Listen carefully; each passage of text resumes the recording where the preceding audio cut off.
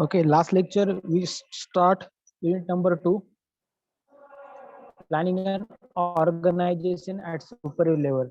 Already we discussed the what is the supervisor work and what is the supervisor in any industry. They are given a practically supervisor perform many roles of a supervisor. They are given different types of role. Already previous lecture we discussed the what is the work of supervisor, what is the planning of by supervisor. For example, roles of supervisor as a planner, as a manager, as a guide and leaders, as a mediator, as a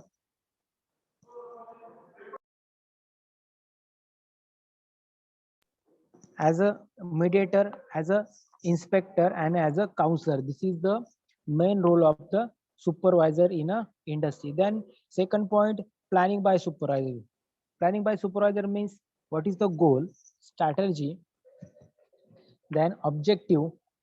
Okay, then objective, task and resource. They are given different types of resource for a supervisor. For example, capital, people, material, technology and infrastructure.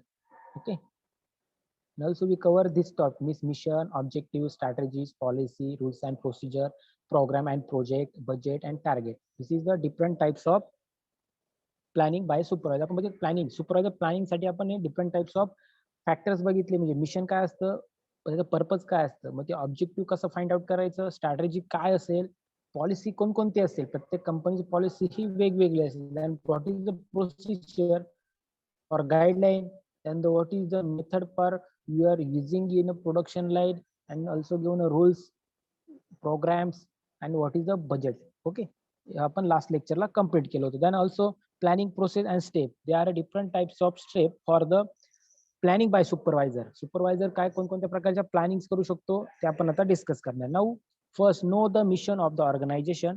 सुपरवायझरला हे understand पाहिजे की जे organisation असेल त्या ऑर्गनायझेशनचा जो product असेल, एक product piston ring product असेल किंवा बॅटरी असेल, त्याची ती कंपनी असेल, तर त्याचं एक मिशन आहे की काय वर्क करायचंय, किती वर्क करायचं आणि टार्गेट काय. मग ते know the mission of the organisation, मग ते त्याला माहित असणं गरजेचं आहे. Talking stock inside and outside the system means stock talking process is all about knowing about the environment inside the organization and outside the organization. म्हणजे कंपनीच्या related internal आणि आउटरनल, आउट म्हणजे इंटरनल म्हणजे एक्सटर्नल, इंटरनल आणि external जी system असेल कंपनीची, त्या दोन्ही रिलेटेड त्या पर्सनला हे पॉइंट्स माहित असणे गरजेचं असते. Now analysis situation. ओके, प्रत्येक सिच्युएशन, मग तुमच्या प्रोडक्शन लाईनवर डिफरंट टाइप्स ऑफ वर्कर असते, म्हणजे प्रत्येकाची मेंटॅलिटी ही वर्करची वेगवेगळी असते.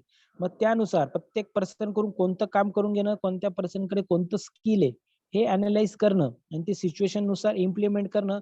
That is also analyse the situation. Establish the goal means establish of goal has to done by the considering by analysis done. Strength and opportunity must be focused while the establishing goal and weakness and the trait must be prevented. Okay, simple points आहे की आपल्याला planning करताना आपल्याला कंपनीचं mission माहित पाहिजे, system माहित पाहिजे. मग इंटरनल सिस्टीम असेल, एक्सटर्नल सिस्टीम असेल, त्या कंपनीच्या सिच्युएशन असतील, त्या गोल्स असतील. ओके, ते आपल्याला माहित असणे कारण establish objective that are connection with the goals, then attach the timelines and respectively with the each and every objective. नंतरचा पॉइंट काय, responsibility mainly responsibility mainly included the implementation of plan. जे plan असतील ते plan आपली actually आपण implement करून ते work start केलं पाहिजे. Then record all the detail, communicate plans to the participant. Means it is the important to document full plan with its all required details. Also plan should be communicated to the management and people who are the part of implementations.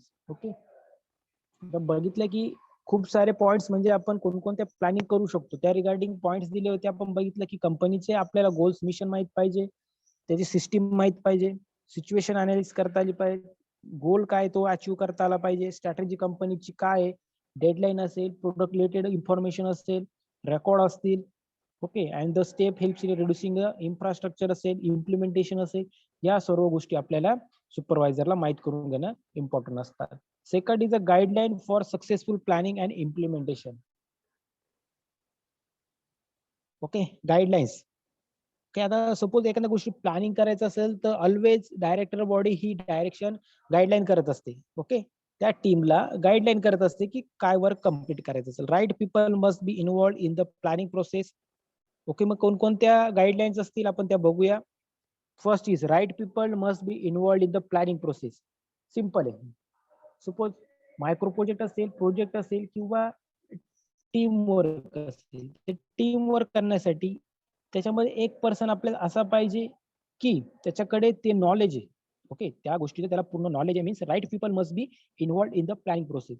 मग त्या planning process ज्या पर्सनला knowledge असेल त्याच पर्सनला तिथे place केलं पाहिजे. Now second point, record plans and distribute it to people who are part of it. Okay, मग record plan, मग आपले काय काय प्लॅन आहे आपण एक ओके, आपले कोणकोणते प्लॅन्स असतील ते प्लॅन्स आपण रेकॉर्ड केले गेले पाहिजे आणि डायरेक्टली ते डिस्ट्रीब्यूट केले गेले पाहिजे. Okay, record plan and distribute it to the people who are the part of it. Then goals and objective need to the smarter.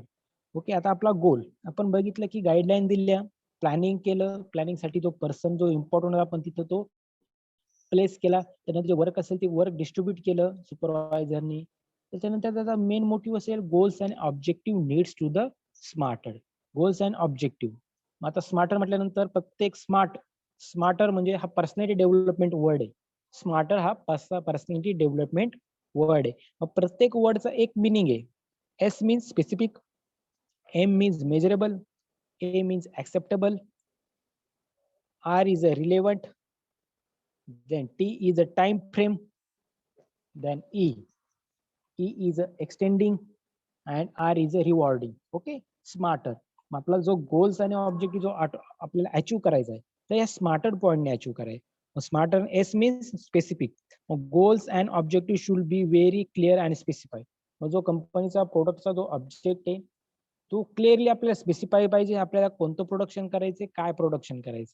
Measurable, both the goals and objective must be measurable. तर म्हणजे measurable म्हटलं तर जो goals आहे तो goals achieve करताना आपल्याला तो प्लांट इन्स्टॉल करताना जी आपली कॉस्ट किती लागणार आहे, सोर्स कोणकोणते असणार आहे, मॅनपॉवर असेल, मटेरियल असेल, बेनिफिट, या सगळ्या गोष्टींचा बॅलन्स करणे, मेजर करणे इम्पॉर्टंट असते.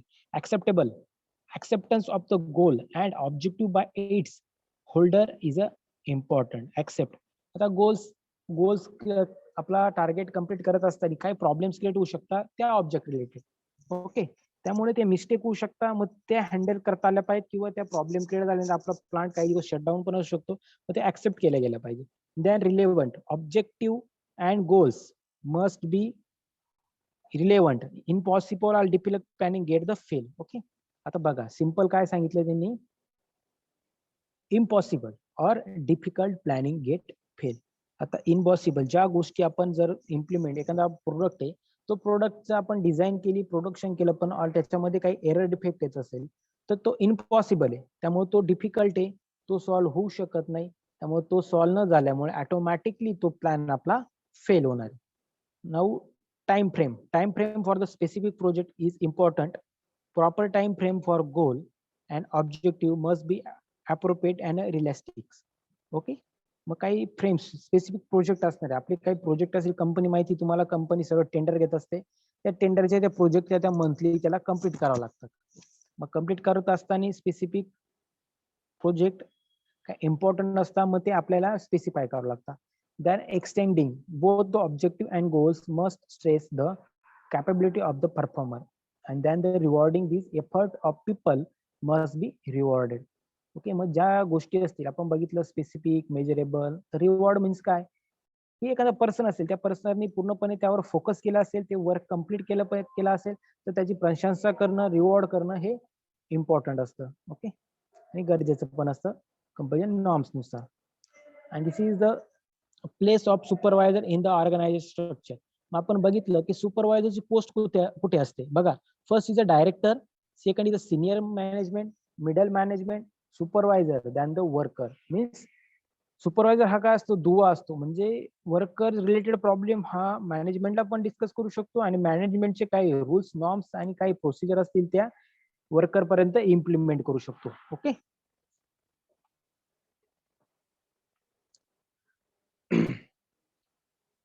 So next point is a planning activity. मग आता तुम्ही प्लॅनिंग, ओके, आपण डेली लाईफ मध्ये असेल किंवा ऑर्गनायझेशन मध्ये असेल, planning activity detailing and following of each step. मग आपण प्लॅनिंग करताना बघितलं की आपल्या सोबत एक्झाम जवळ आलेली, आपण प्लॅनिंग स्टार्ट केली. आपला सपोज जेवणाची वेळ, झोपण्याची वेळ, त्याच्यानंतर आपण इथं स्पोर्ट्ससाठी तर टायमिंग असेल, ती वेळ असेल, स्टडीसाठी काय आपण एक टाइम ठेवला असेल की एक सब्जेक्टसाठी 2 hours, एक सब्जेक्टसाठी 3 hours. हा प्लॅनिंग चार्ट असतो. मग तो प्लॅनिंग चार्ट रेडी करत असताना ते प्लॅनिंग किती दिवसाचं करतोय आपण त्यावर डिपेंड असतं. ओके, तसं कंपनीचं ऑर्गनायझेशन, एखादा प्रोडक्ट आहे, तो प्रोडक्ट आपल्याला रेडी करायचा आहे. ते रेडी करण्यासाठी कंपनी सुद्धा आपल्याला इन्स्टॉल करायचे, इन्स्टॉल करून आपल्याला त्याचे टार्गेट्स कम्प्लीट करायचे आणि आपलं जे गोल्स आहे ते गोल अचीव्ह करायचं. मग त्यासाठी काय लागेल? Man power, required time, machines, plant, place, raw material, maintenance related resource, ह्या गोष्टी इम्पॉर्टंट असणार आहे. आणि ऑल्सो प्लॅनिंग मध्ये काय असं, know mission and vision of the organisation, सगळ्यात महत्वाचं. सपोज आपण टाइम टेबल रेडी केलं स्टडीसाठी, तर त्याचं कशासाठी आपण प्रेफर केलंय, किंवा आपल्याला काहीतरी टार्गेट असेल किती पर्सेंट आपल्याला मिळवायचे, त्या टार्गेटनुसार आपण ते ऍक्टिव्हिटी रन करत असतो. त्याचप्रमाणे ऑर्गनायझेशन मध्ये एक टार्गेट असतं की कंपनी स्टार्ट केव्हा करायची, एंड केव्हा करायची, तिचं मंथली प्रोडक्शन किती झालं पाहिजे, बेनिफिट किती झालं पाहिजे, या गोष्टीचं अनालिसिस असतं. मग ते आपल्याला मिशन आणि विजन हे इम्पॉर्टंट असतं. Now understand the goal and objective of the organisation. सगळ्यात महत्वाचं आहे, कंपनीत कोणत्या कंपनीत आपण जॉब करताना त्या कंपनीचा मोटिव्ह काय हे आपल्याला अंडरस्टँड असणं खूप गरजेचं आहे.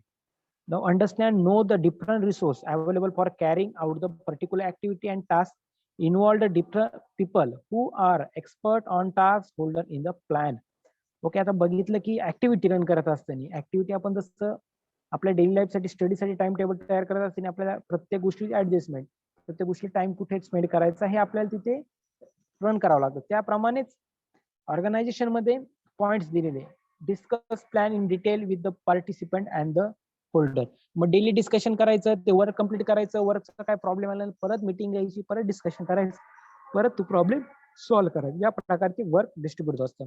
List all the resources available and their extend to the which they are available.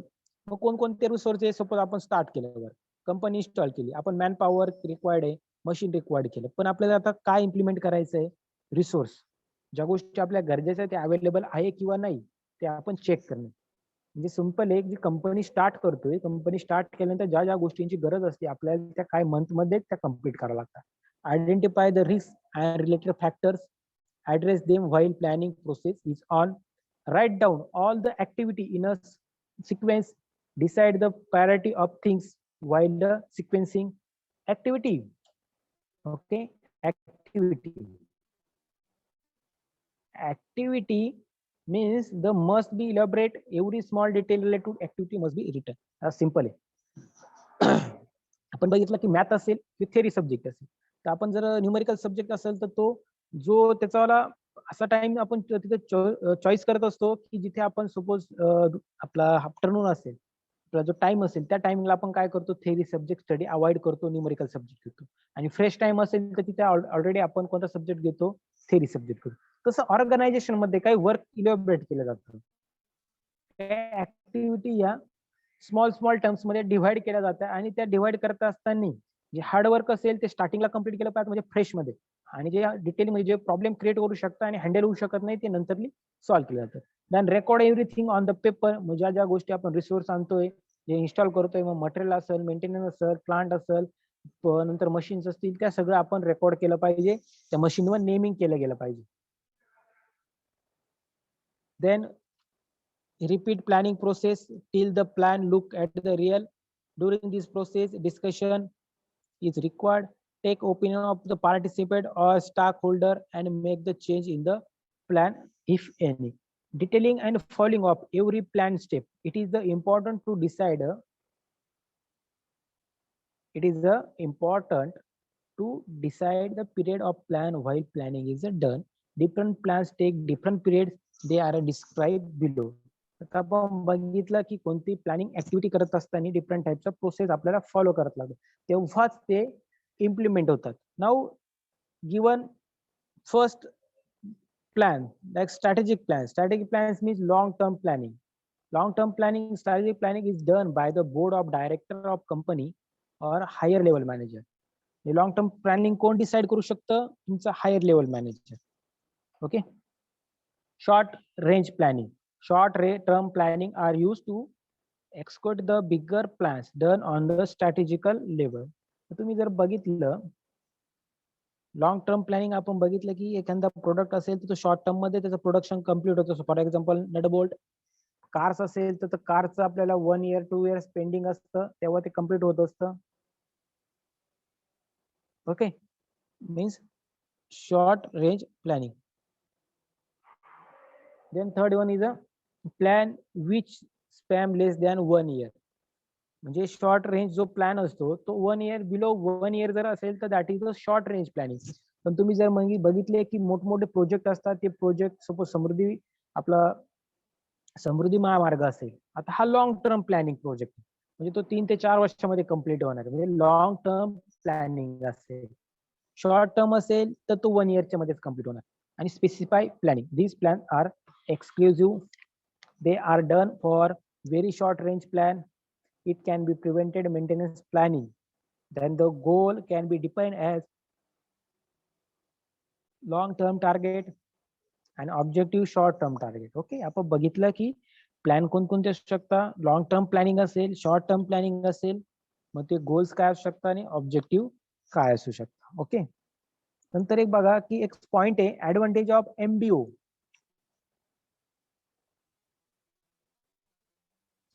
Okay, different types of planning असतात बस. Strategical planning, consistency planning. Okay, then the planning activity, planning and organizing. Supervisor basis role in the plan daily work schedule of the worker. मग planning काय असणार आहे, सुपरवायझरला प्रत्येक वर्करला जे daily work आहे ते डेली वर्क डिवाइड करणे. प्रोव्हिजन ऑफ वर्किंग कंडिशन, मग त्यांचा रोल्स काय असणार त्या फिजिकल एन्व्हायरमेंटचा ते इनपुट करणे. Leadership and guideline, supervisor is the leader of worker under the guidance he lead to worker and implement them to the work their best. मग ते guideline करेल, लीडरशिप असेल गाईडलाईन असेल, ती गाईडलाईन कोण करतं, सुपरवायझर वर्करला करत असतो. मोटिवेशन, आपण बघितले हे पॉइंट्स. मोटिवेशन केव्हा करतो की अनस्किल वर्कर असेल त्याच्याकडून आपल्याला तो स्किल वर्कर करायचा असेल किंवा प्रॉब्लेम क्रिएट होत असेल तर ते सॉल्व्ह होत नसेल, तो स्ट्रेस मध्ये असेल तर ते स्ट्रेस कमी करण्यासाठी त्या पर्सनला आपण मोटिवेट करत असतो. Control is any important function perform by the supervisor. आता कंट्रोलिंग कोण परफॉर्म करू शकतो, सुपरवायझर. मग काय काय पॉइंट्स असतील, चेकिंग प्रोग्रेस वर्क, म्हणजे जे वर्कर असतील त्या वर्करचं डेली जे वर्क असेल ते चेक करणे. Okay, linking pins, grievance handling, reporting and the introducing new work methods, enforcing discipline. आता बघा, reporting, introducing and discipline. Reporting कोणाला असेल, डेली वर्क जे असेल ते डेली वर्कचं रिपोर्टिंग आपला असिस्टंट मॅनेजर असेल किंवा मॅनेजर असेल त्याला रिपोर्ट करणे. कोणकोणत्या मेथड्स यूज केल्या आणि डिसिप्लिन असतील त्या कंपनीचे काही डिसिप्लिन असतील ते डिसिप्लिन फॉलो करणे, ऑर्डर फॉलो करणे. त्या रिगार्डिंग काही प्रॉब्लेम्स असतील तर ते मॅनेजरला इन्फॉर्म करणे. Okay, now advantage of MBO. आता MBO means management by control. MBO means management by control.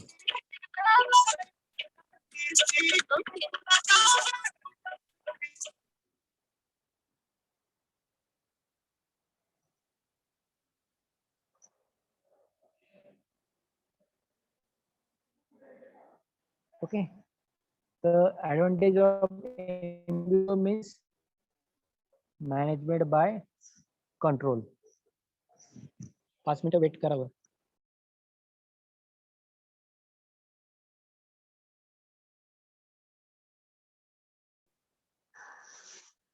Okay, आपण फक्त आता एक नॉर्मली पॉइंट्स बघणार आहे की ऍडव्हान्टेज ऑफ MBO काय असतं. मॅनेजमेंट बाय कंट्रोल असेल, it is the result oriented, it is use to basically motivate and encourage community to result, it is help in a promotion and compensation. म्हणजे management control असतो. Management by control मध्ये simple सांगतो की जे management मध्ये जे promotion असतील, compensation असतील जे एम्प्लॉयला दिले जातात तर ते कंट्रोल कोण करतं, MBO करतं, management by control. And the types of plans executed by the supervisor. Types of plan कोणते कोणते, standing plans, single use plans, budget, programme, project, creating safe work environment, feel use of the human resources required, employ work schedule. Okay, आता आपण एक normally बघणार आहे की types of plan. Standing plans, मग standing plans means काय असणार आहे, कंपनीच्या पॉलिसीज काय काय असतील प्रोसिजर काय काय असतील? Wait.